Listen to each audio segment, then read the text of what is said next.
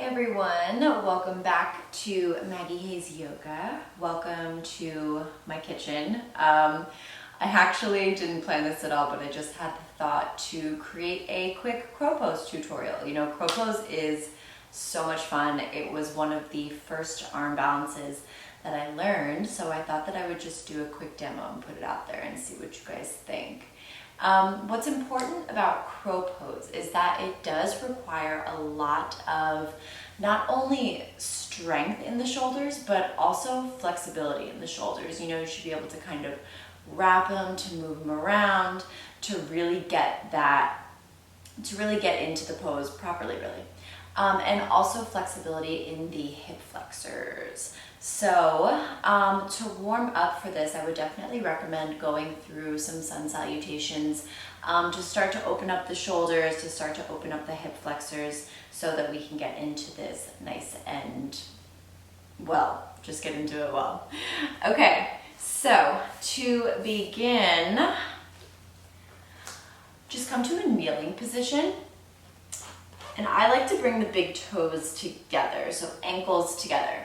Your hands are gonna plant down, shoulder width distance apart, and then you're gonna wanna diamond out your legs. So knees are gonna come out, legs are gonna form a diamond shape. Spread your fingers nice and wide, and then start to bend your elbows back like chaturanga arms, but you're not going all the way down, just like a little more than a micro bend, if that makes sense. And then you want to round your spine and wrap your shoulders, and then start to work the knees as high up into the armpits as you can get them.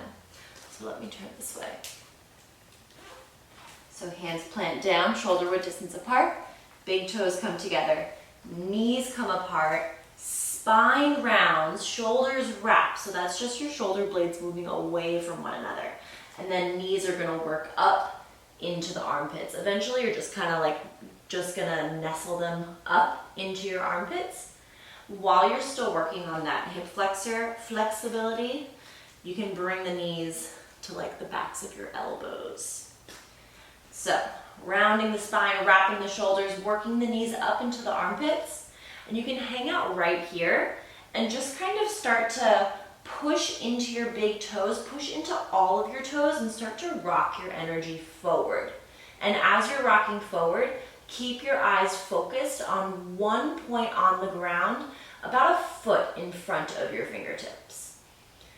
So you can just start to play with shifting the weight forward into the finger pads. You're pushing down with your finger pads here. So kind of gripping onto the mat, onto the ground, starting to shift forward.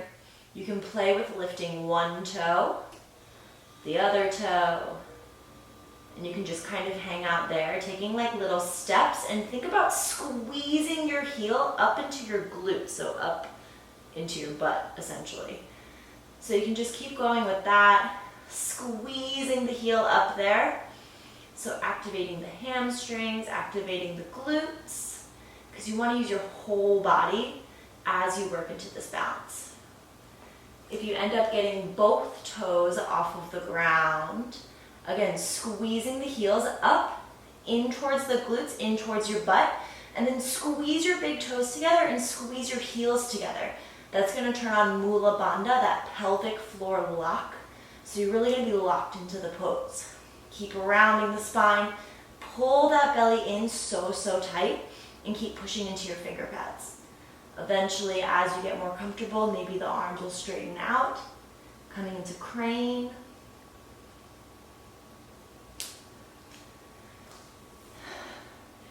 And that's pretty much it. And as you get more comfortable in it, you can work through different transitions into it, out of it. You can go into a headstand from crow, maybe a handstand from crow. I'm totally not there yet, but maybe one day. It's fun to go from crow and shoot it back through vinyasa. There's really just a ton of stuff that you can do. So, happy practicing, and as always with anything, all it takes is consistency, all it takes is you showing up. I will see you guys next time.